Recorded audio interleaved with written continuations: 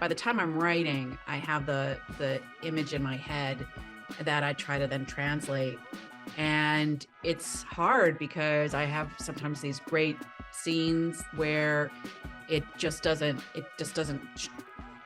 translate over into words very well, or it takes too long, or so the project I'm working on now is a graphic novel, which has been a lot of fun because I'm not limited by language.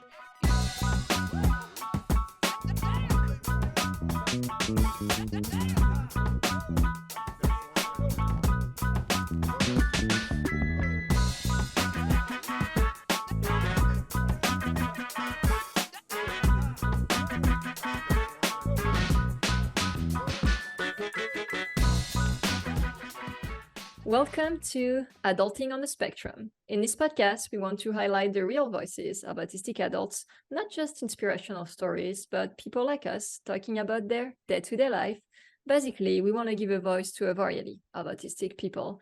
I'm Eileen Lamb, an autistic author and photographer, and I co-host this podcast with Andrew Komarow. Hey, Andrew. Hey, Eileen. I'm Andrew. I'm an autistic entrepreneur, software engineer, co-host of this podcast, and the better pickleball player between Eileen and myself. Today, our guest is Christina Bauer. Christina is an author of fantasy books. She thinks fantasy books are like bacon. They just make life better. She has written more than 45 novels that feature demons, dragons, wizards, witches, elves, elementals, and a bunch of random stuff that she brainstorms while writing the Boston Tea. That's a train, Eileen. No, okay. Christina is on the autism spectrum and currently studying for her master's degree in history at Harvard University. She lives in Newton, Massachusetts with her husband, son, and semi-insane golden retriever, Ruby. Welcome. Thank you for joining us. Thank you. And one thing I should have added on to that is that my son is 19 and he is on the autism spectrum and nonverbal. Oh, yeah. That's definitely very interesting. That's my situation too. He's not 19, but he's 10 and nonverbal. Back to you, Andrew. Okay, so we like to ask every guest how they prefer to identify, and we don't mean pronouns, although you're welcome to share those as well.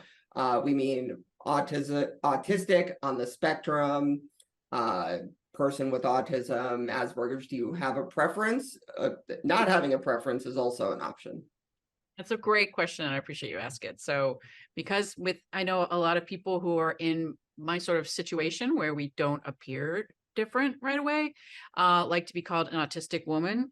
But because my son it's very clear that he's different from the moment you meet him. So I like to lead with the fact that he's a person. So he's my son on the autism spectrum, and I do the same thing in solidarity. So I'm a woman on the autism spectrum. So speaking of autism, can you tell us about your own autism diagnosis journey? And maybe you can tell us a bit about your sons too. Sure. So I mean, when I was a kid, there wasn't any, there wasn't a lot of awareness about this stuff. So I would flap my hands a lot. I wasn't great at making eye contact. I'd walk into walls. I'd tell stories to myself for hours and hours and hours. I was a third kid in a family of 6 in a Roman Catholic family outside Buffalo, New York.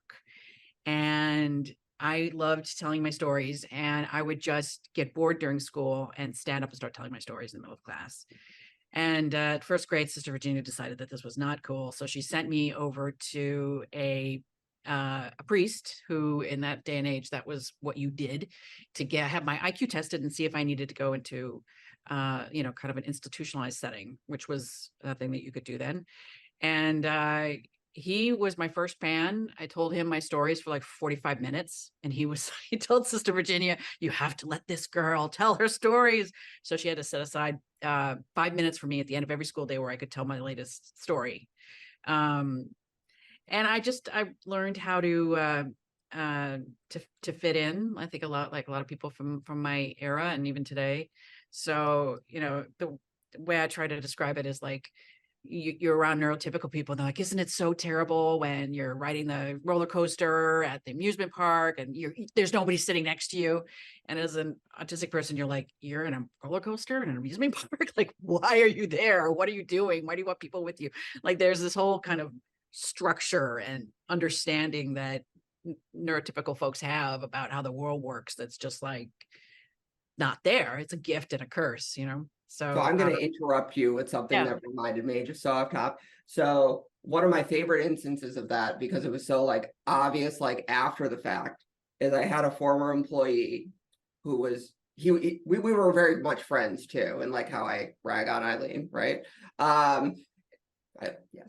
So, and he was telling me how over the weekend, how he was sad, he was all alone, and he went to Chipotle for Cinco de Mayo. So my first question is, well, what did you have? And he said he ordered tacos. And I'm literally amazed. I didn't even know Chipotle had tacos. And if they did, who orders the tacos at Chipotle? Right. I get it. I don't know whether that cheered him up in the moment, but at least afterwards, kind of got him away from the crying at Chipotle. It's like, who orders the tacos at Chipotle? Did you know they had tacos? I did know that they had tacos, yes, but it wasn't something that I knew right away. It took me a little while to discover that on the menu. So you see the correlation between your story, though. Yes. Yeah, no, I get it. I also had a lot with in high school where when I'm really listening to somebody, because I take in a lot of sensory information and it gets overwhelming very quickly. So and auditory is my primary way of taking in the world. And so if I'm really paying attention to you, I'm not going to look at you. I'm just going to listen because I'm getting a lot from your voice. And that wasn't a popular thing in high school. I almost got like kicked out for being insubordinate with more nuns. I don't know why that was, but that's what happened. But eventually I learned that if you look at somebody right here, that gives the neurotypical person the illusion that you're making eye contact and you don't actually have to make eye contact. So, little hacks like that. And I just kind of like put it off that I was, awkward kid. I liked D&D. I was a dungeon master. I thought, whatever. And then when my son, he seemed, typical for his first year and a half, that he lost all language. He stopped making eye contact. He started doing lots of repetitive behaviors and he got diagnosed. And as I learned about him, I realized like, oh, okay. They're, we are at different parts of the same spectrum. And it's been a cool journey to realize that he brings so much beauty and joy into the world, separate from his ability to give speeches, make money, or have progeny, and kind of being able to open up my eyes to the beauty of myself that I didn't want to accept before because I just saw it as different and weird and wrong. So, and that's like a 10-year long journey with a lot of therapy, but that's where I got. So I'm assuming you like fantasy books, right? Yeah. I mean, there is like the shoemaker walks barefoot. I've never seen a messier house than somebody who cleaned houses for a living, but you probably like fantasy books. So it seems, did you get into fantasy writing because you liked telling the stories, or was there like a book that like also truly inspired you? Yeah. So I just always wanted to tell stories. But it was like it inspired by what I saw around me. So looking out the window from this Our Lady of the Blessed something school that I was in, and there was this, that I could see the nunnery, and then there was one nun who would like, dust out her window every day at a certain time. And they were also building a wall. And I built up this whole thing about how she was talking to the wall contractor with this secret code using her, and of course they're looking at me thinking she's completely nuts. Like she's just staring out a window, mumbling to herself. But one day I will write the nun and the contractor story. So that was sort of like the natural stuff that just came to my head. And then when I got to be a teenager, I read Hobbit and Lord of the Rings, and that's still, Tolkien, man, that world building that he does is phenomenal. Building his own languages and oh god. So for each book that I do, I build out a unique world with history and a language system and a naming system, and even if it's in the same world, it's going to explore a new part of that world. So that's my jam. That's what I love to do.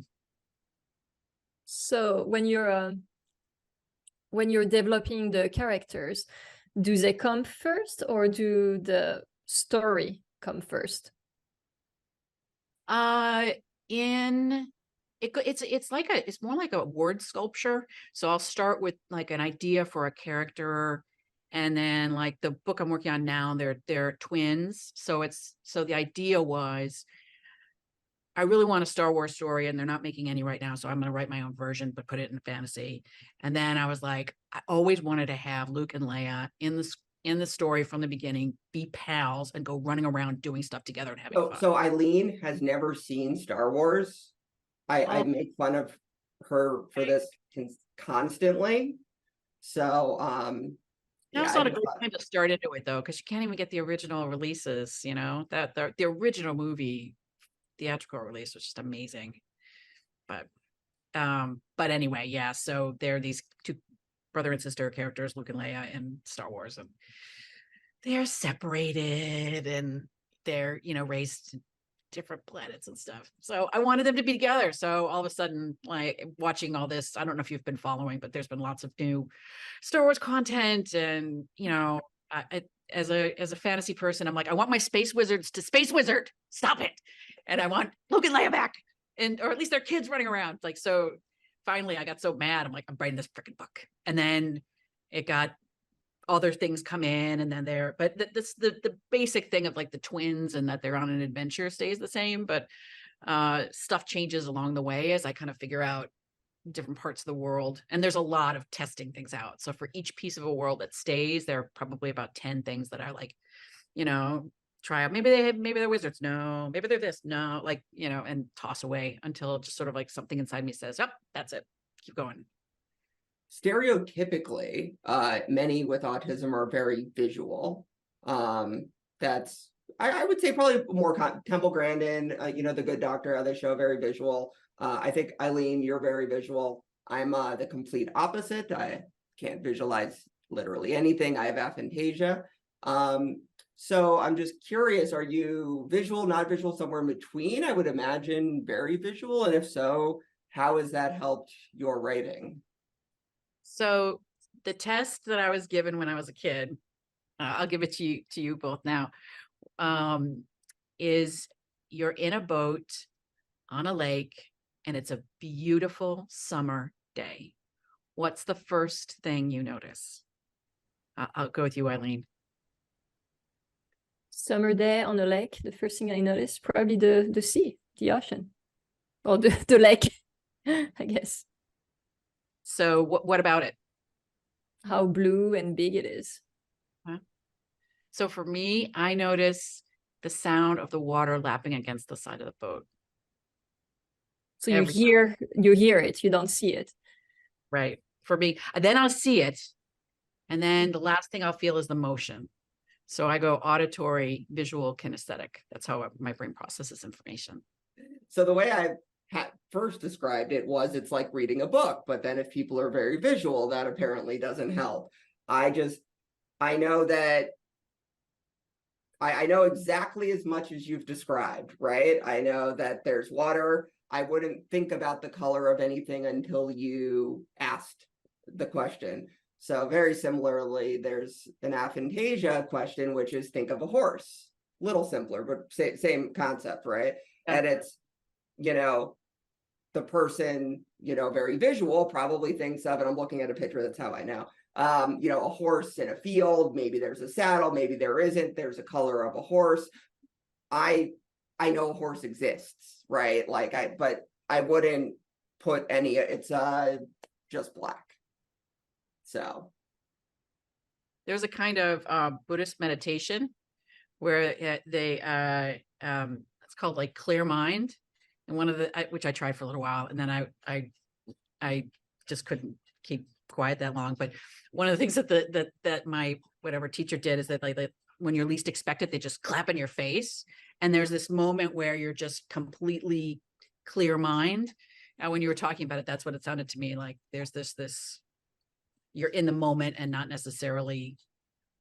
No, my head is a crazy place to World. be without visuals. But rest assured, my thoughts are more than enough. So Okay. yeah, no,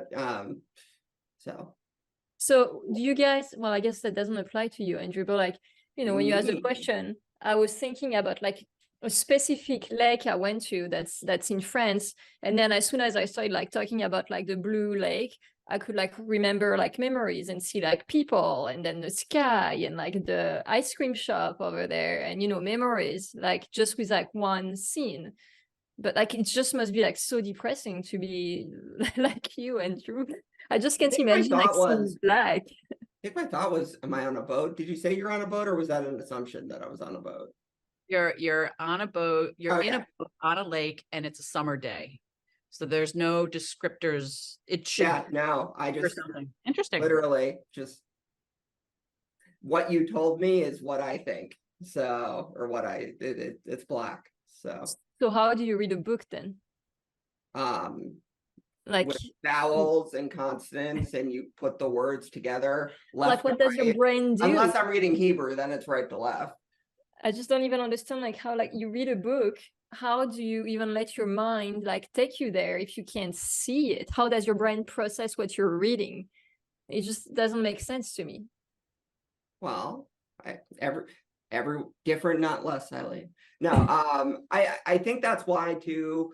I like a lot of so for example, I'm a fan of hard science fiction versus very like maybe more visual stuff, or maybe there's more of the story than something that's visual. So like, I'm one of 3 people who watches Foundation. Actually, one was on the podcast, right? Isaac Asimov, like Arthur C. Clarke's like my favorite. So like a lot of stuff where I guess the descriptions either aren't as visual, or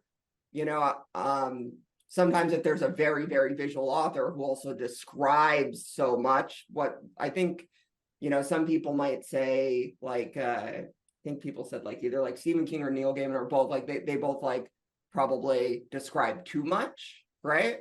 Yeah. So I might enjoy those because then there isn't the assumption. And then, but yeah, so that's, yeah. Do you find that gives you like a superpower in other places in life? Well, I can never have traumatic flashbacks, so there is that. Once I knew it was a lot easier, I think that's it, right? Like, Yeah. hey, so just show me on the screen, right? Versus, struggling. I do remember being scared shitless as a kid, though. Like if like I had to do a police sketch, like, I do remember that. Like, how do people do that? Call it a superpower. I mean, maybe there's some things where I can, think differently, not necessarily better or worse. Definitely. Yeah, I mean, there, and the best part, okay, I take that back. The movie or TV show never ruins the book for me from a visual point of view.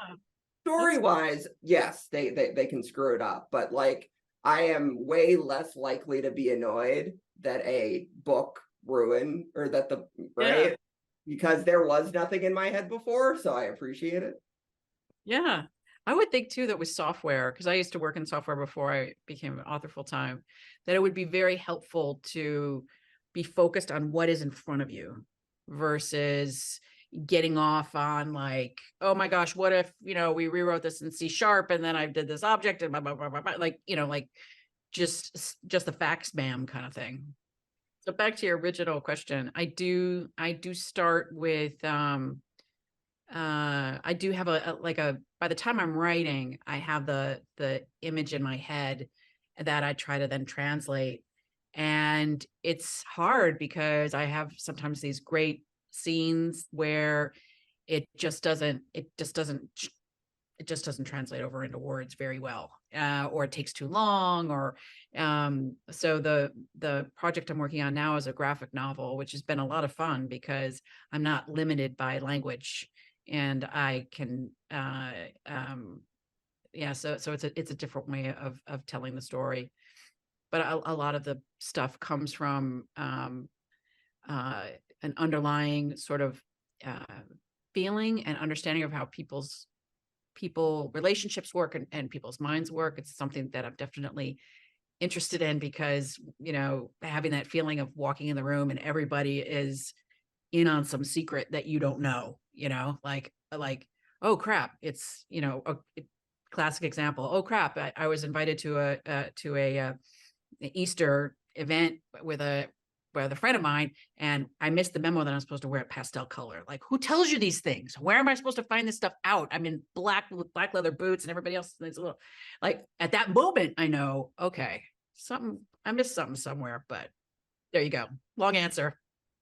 No, that's great. You know, I wrote a couple of books too, but it's not fiction at all, and so it's always impressive to me. I always wonder about the creative process. You know, it's one thing to have all of these ideas, but being able to make them make sense on paper, you know, is very impressive. Didn't you say you wrote like 40 something, 45? Over 45. Yeah, I get close to that on 50 now. Yeah, and they're all very. The way that I do it is I map them all, the chapters on an Excel spreadsheet with themes and color coding. It's like it's mathematical. So you introduce the protagonist, and there's what's called, I follow something called Save the Cat. So which is named after, you have one of the things you're supposed to do when you introduce a protagonist is have them do something that makes them sympathetic within the first scene. So if you think about Disney's Aladdin, he's running around the marketplace, but at the end he gives the bread that he stole to the two little starving kids, right? That's Save the Cat. Or it's kind of an inside joke where how many times writers have somebody actually save kittens or a cat, you know? So that's just one example, and there's about 45 more steps that you go through. You're also at Harvard, Yep. which is very impressive, and you're studying history. Yes. What specifically are you studying? Are you working on something specific at the moment? Why did you choose to study history? Can you tell us more? So history is also storytelling. And the program that I'm on is one where, because I'm not test girl. Like, my logic just doesn't work with standardized testing. So I'm in a program where if you take 3 classes and you get a B or higher, then you're in. So I've done 2 so far and I've gotten A's, yay. And I've 1 more to go. And then I'm officially in. I've been studying revolutionary America, and an interest in the kind of the economics of our relationship with England. And it's just, I mean, history is just fascinating. You know, there's so much that I can pull into to my writing. And if you want to have original content, you have to put original content in. So if someone tells me, wow, your work really reminds me of fill in the blank, I will not watch that, or, you know, if I haven't already seen it. So that's kind of history, kind of filling my head with things that are real, but not what everybody else is focusing on. Andrew did that to you. He said, hey, the characters you're describing, that reminds me of a TV show before we started recording. Foundation. Yeah. Isaac Asimov. I've tried to get into that show. Not happening as much for me yet, but you have to respect Isaac Asimov and his imagination with that. Yeah, it's funny. My daughter's, 6, and my father read me 2001: A Space Odyssey when I was 6. And now that actually seems really weird, but I did really enjoy it and get it. Like, I'm like, my daughter, she could just like, I was 6. But anyway, yeah, so I've liked that for a long time. Yeah, that's been on my list to read. I guess the book explains a lot of the stuff that's in history in the movie.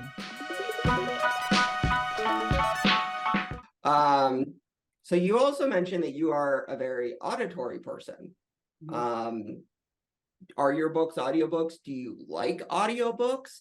And if so, what is your favorite audiobook? And if you don't say the 10th anniversary full cast production of American Gods, your answer is wrong. Okay, now I'll let you go. So I do love audiobooks. I do narrate my own audiobooks. I've done 8 of them so far. So So, yep, that's that. And I will take your American Gods and I will one up you with the original 1969 BBC production of Lord of the Rings. Best ever. Okay. That's specific. It's really good. I mean, if you think Peter Jackson did a good job, nah, BBC. And actually, trivia point, the guy who plays Bilbo in the movie played Frodo in the BBC radio play. Did not know that. You'll like this. My fourth grade teacher had a tradition, and this is before the movies came out, etc., where he read all 4 books to a fourth grade class. Oh, wow. Some parents were saying it was too much for fourth graders to be able to read. So he started a class for us this year playing it on cassette tape because they told him he couldn't read it to us. So he played the audiobook. Yeah. And then they gave up. So those were the days. So thanks for the question, Andrew. So Andrew writes some of the questions, and this one is definitely Andrew's. How do you say Worcester? Oh, well, it depends. Where growing up, it's Rochester in New York. No, the Boston town. She couldn't even say it. Oh, it's butchered the word so badly that Worcester. It's Worchester. It's like Worcester.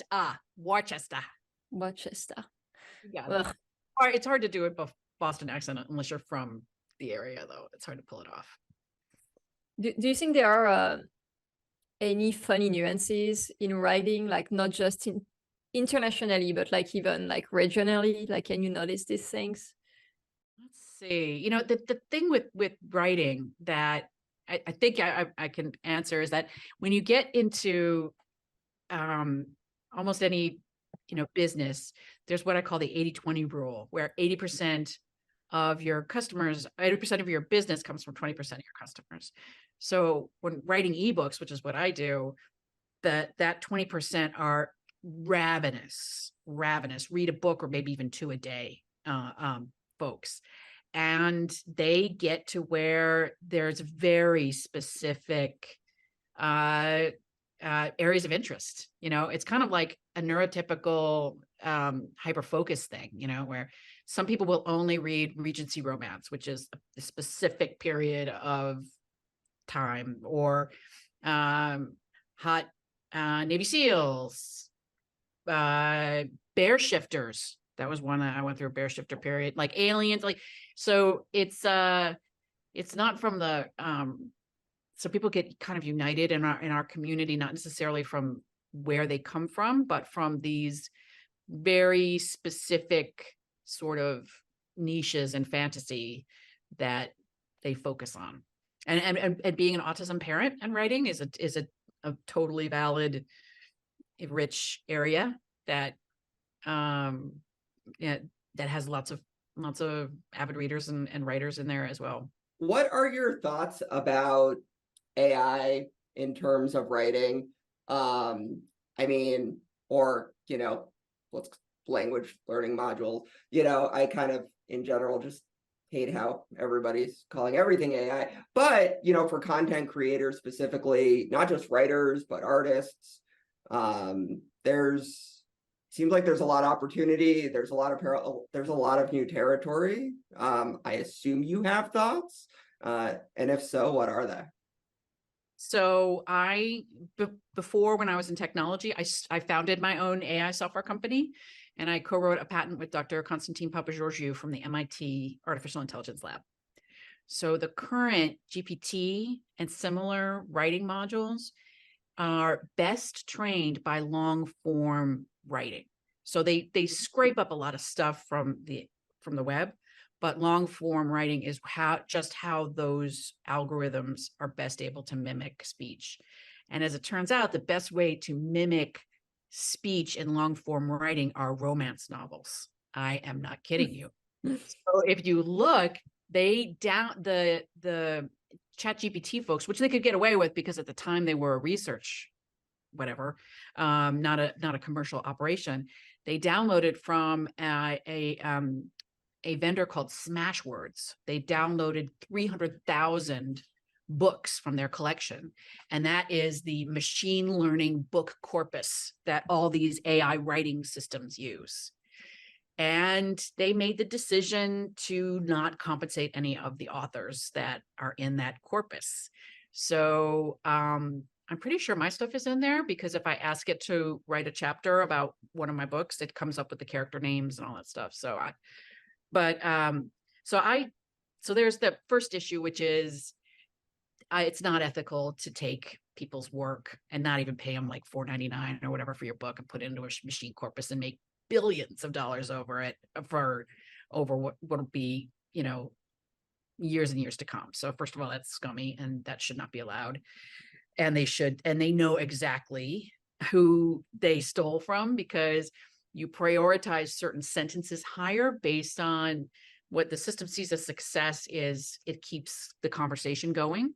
So if it's like making French onion soup. If one vendor gives you terrible onions, you're not going to go back and put that in the soup, right? So it knows where it's pulling in the good onions, the good content, and it's prioritizing that stuff. So they just got ChatGPT just got 10 billion from Microsoft. They could know who is giving them the best onions, the best content, and pay them some percentage, right?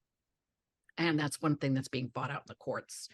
So legal aside, I know of it's a hot topic. I know a lot of folks feel very like it's super helpful for them to have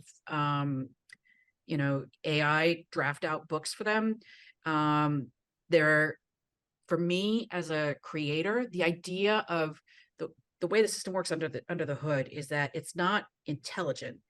It's like, if you're an Amazon picker and you're picking out boxes of stuff to put into your cart, right, to then ship off somewhere, right? What the AI system does is it says, if someone says this sentence, the next most likely percent chance is that they'll say that I should say this box. So it's coming out with the most average response and next thing based on what you've asked it to put together. And for me, as knowing that's what's happening under the hood, it makes me ill, which is really not fair, because for other people it's very helpful, but for me, ill. I work very hard that I'm not coming up with anything that other people do. Wow, you have a lot of knowledge about AI. I didn't expect. I mean, no, it's great. And I cheated. I looked at her website before the podcast, Eileen. Oh, so. it had a long thing. Yeah, I could go on for even I more. didn't read any of it, but I kind of had a feeling. You saw it, yeah. And also, the bad people. There used to be 800 books a day being loaded into Amazon. There's now over 4,000, and that's across all. So they're just gunking up the legit authors so that it's hard for us to be discovered.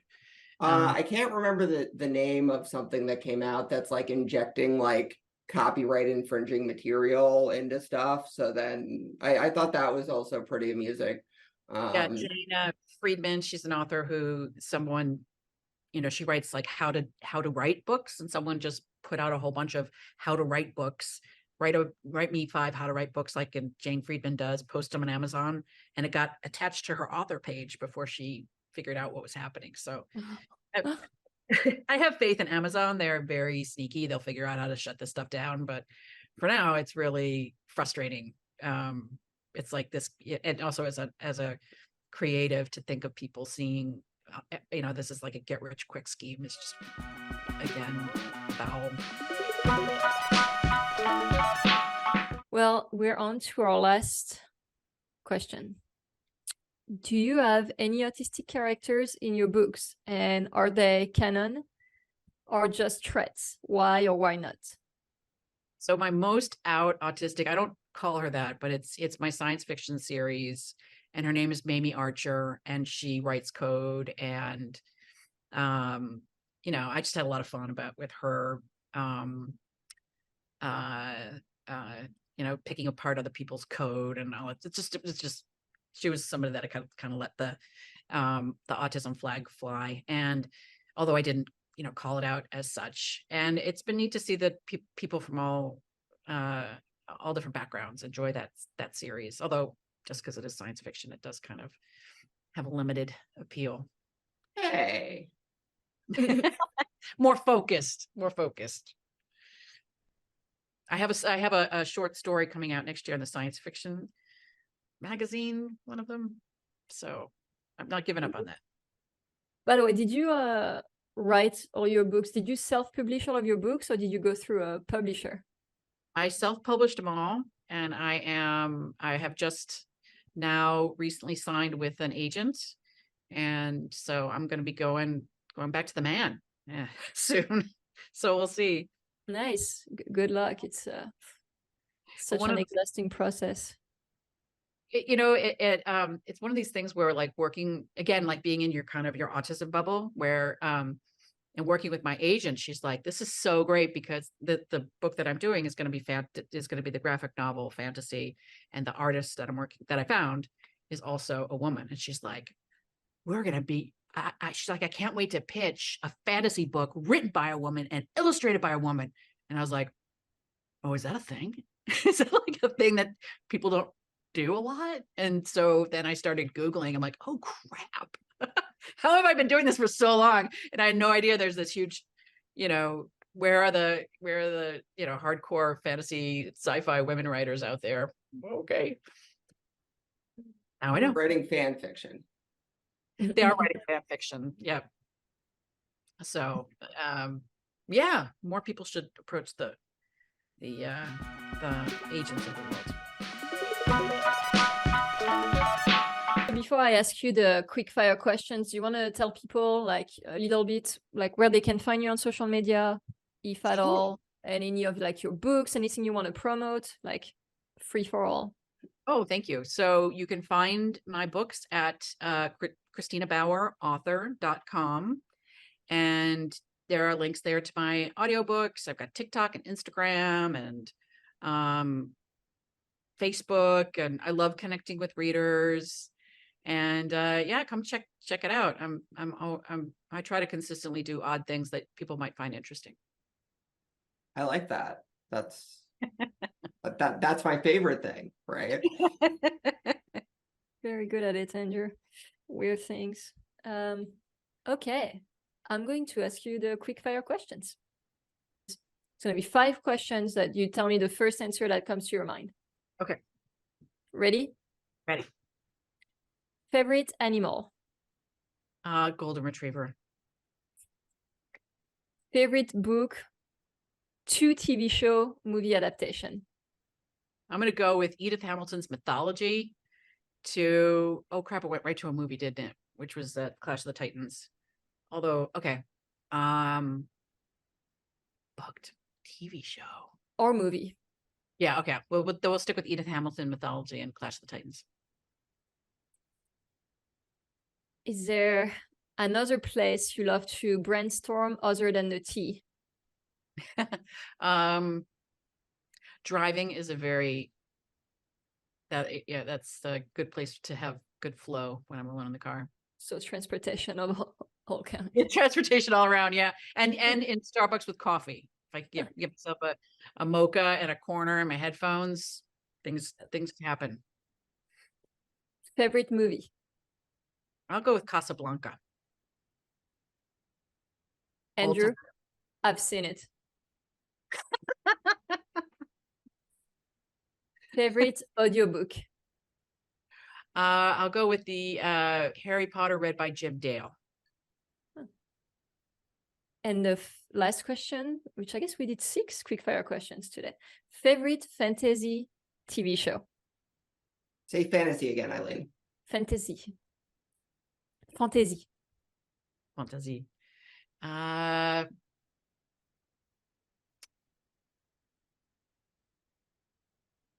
Now I'm thinking in French, which is causing me trouble. J'adore Stranger Things. Oh, me too. J'aime Stranger Things de ouf. Trop. Well, thank you so much for joining us, Christina. That was very interesting. I feel like it was more of a conversation than an interview because it was great. Yeah, thank you so much for joining us.